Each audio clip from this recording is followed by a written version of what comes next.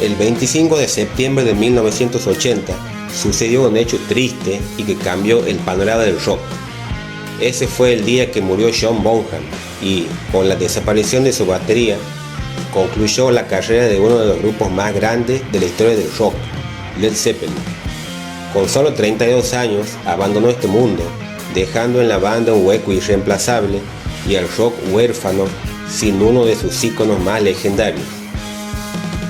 John Bonzo Bonham está considerado como uno de los mejores bateristas de la historia del rock. Él dio un nuevo enfoque al instrumento, alejándose de las corrientes estilísticas del jazz y el blues que inundaban todo el panorama de las baterías del rock de la época. Prescindió de los excesivos adornos y se centró en una pegada contundente que marcó el camino a miles de baterías hacia los terrenos más duros del rock. John Henry Bonham nació en Redditch, en el condado de Worcestershire, Inglaterra, el 31 de mayo de 1948. Era conocido como John Bonham y también con su nombre de guerra, Bonzo. Comenzó muy pronto a tocar y ya a los 14 años le compraron su primera batería. Fue una Premier. Con 16 años formó su propia banda, Terry Webb and the Spiders, y comenzó a tocar para otras bandas locales. Aquella fue la época en la que tomó la decisión de que quería ser músico profesional. Así que se unió a varios grupos de algo más de entidad, pero sin demasiado éxito. Una de esas bandas fue Crawling King Snakes, en la que había un chico que cantaba y que se llamaba Robert Plant. En esa época se inició a formar la leyenda de John Bonham y su poderosa pegada. De hecho, se comenzaba a hablar de él como el batería más ruidoso de toda Inglaterra, lo que le dio cierta reputación. Un detalle que ilustra esto es que un día fue expulsado de los estudios donde estaban ensayando, los Birmingham Studios. El dueño no soportaba más los zambombazos del bueno de Bonzo que resonaban por todos lados. Incluso le llegó a decir que con esa manera de apoyar la batería no tenía ningún futuro como músico. Este hecho dio lugar a una simpática anécdota con tintes de venganza, y es que 10 años después, el dueño de los estudios recibió una nota en la que Bonham le escribió: "Thanks for the career advice", gracias por el consejo.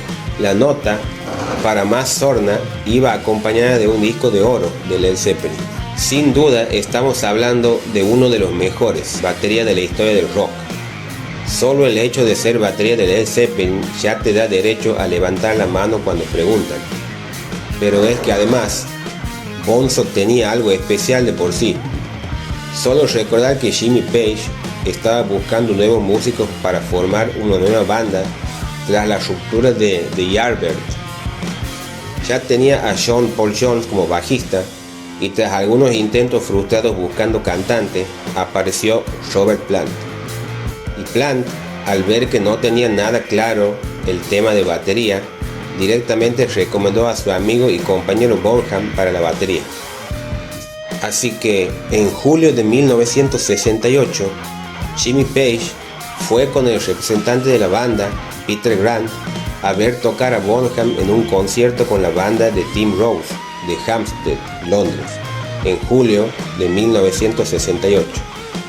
Y claro, nada más verle o oírle se dieron cuenta de que Bonzo era su hombre. Una vez formada la banda y tras el efímero nombre de New Yardbirds, utilizado para una gira por Escandinavia, llegó la visionaria profecía de Keith Moon, el batería de The Who. Dijo que la banda corría como un Zeppelin de plomo, Led Zeppelin. Luego quitaron la E y ya tenían el nombre para hacer historia en el rock. Había nacido Led Zeppelin, un grupo compuesto por 4 de los mejores músicos en sus respectivos instrumentos, y en el caso que nos ocupa, con una batería que escribiría su propia historia como uno de los más grandes. Con Led Zeppelin, Bonham lanzaría 8 álbumes de estudio, que abarcarían toda la carrera de la banda a lo largo de sus 10 años de existencia.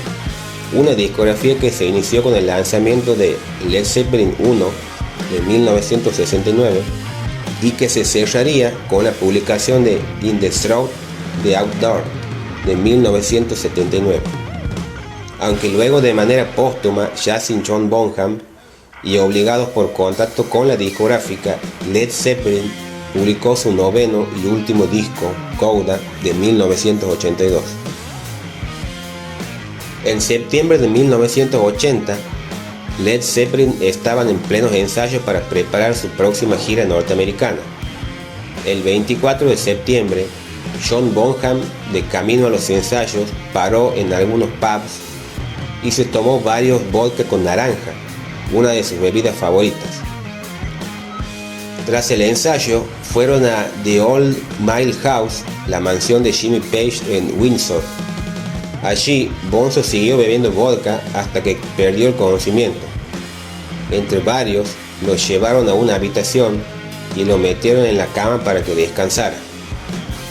En la mañana del 25 de septiembre, todos ya estaban despiertos y extrañados porque John Bonham aún no se había levantado. Así que el asistente de Robert Plant, Benji Lefebvre, fue a la habitación de Bonzo a despertarlo. Lo encontró inmóvil e intentó tomarle el pulso, pero no lo consiguió. Rápidamente llamaron a emergencias, pero el equipo médico tan solo pudo certificar la muerte de John Bonham cuando llegó a la mansión. La causa de la muerte fue asfixia por aspiración accidental de su propio vómito. Y todo ello, a su vez, provocado por un consumo excesivo de alcohol. Se estima que Bonzo consumió unas 40 copas o combinados de vodka. Pero eso sí, a pesar de las especulaciones que hubo en su momento sobre la causa de su muerte, no se encontraron restos de drogas en el cuerpo de John Bonham. Su muerte supuso también el fin de Led Zeppelin. Poco tiempo después, el 4 de diciembre de 1980, Jimmy Page, Robert Plant y John Paul Jones emitieron un comunicado oficial en el que anunciaban la disolución de la banda. En él explicaron con mucho pesar que ya nada sería igual sin Bonzo y que era inútil intentar continuar sin él. Esta decisión de no seguir con Led Zeppelin y no reunirse se ha mantenido a lo largo de los años. Sí que ha habido pequeños paréntesis dentro de esta decisión, con reuniones muy puntuales en los que se contó con algún que otro batería. Pero como hechos realmente destacables nos centramos únicamente en dos. Por un lado, el álbum Coda, lanzado en 1982, ya sin Bonham. Eso fue debido al contrato que les unía a la discográfica, por el que estaban obligados a sacar un nuevo álbum. Así que ante la negativa de Page, Plant y Jones para grabar material nuevo con otra batería, se rescató material inédito y alguna grabación en directo para dar forma al nuevo disco. Por otro lado, la banda se volvió a juntar en el año 2007. Fue en un concierto homenaje en recuerdo del propietario de Atlantic Records. Para la ocasión se unió el mejor batería posible y probablemente la única opción que podrían llegar a contemplar nunca, el propio hijo de John, Jason Bonham. Jason aprendió desde pequeño con su padre y, por supuesto, conoce al detalle cada una de las canciones de la discografía de Led Zeppelin.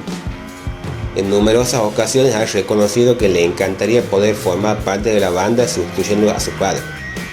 Pero esto es algo que, más allá de momentos puntuales y especiales, parece que no va a suceder. También en alguna ocasión, Jimmy Page y Robert Plant se han juntado para grabar algo juntos. Pero eso sí, jamás han utilizado el nombre ni han hecho ninguna referencia a Led Zeppelin, manteniendo un absoluto respeto por John Bonham y por la acertada y honorable decisión que tomaron en su momento. Y es que John Bonham era y es irreemplazable. A pesar de que Led Zeppelin podría haber seguido existiendo, y quién sabe si hubieran llegado a mantener un nivel similar, la realidad es que sin Bonzo estamos seguros de que hubiera sido otra cosa. No por casualidad, John Bonham está considerado por muchos medios y críticos como el mejor batería del rock. encabezando numerosas listas de los mejores baterías de la historia.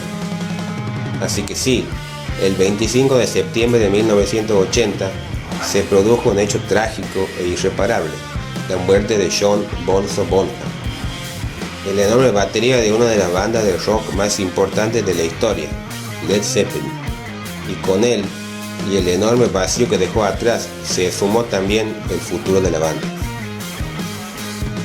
Así que bueno amigos, este fue un humilde homenaje a uno de los bateristas más grandes y más importantes de la historia. Espero que les haya gustado y nos vemos en la próxima. Un abrazo para todos.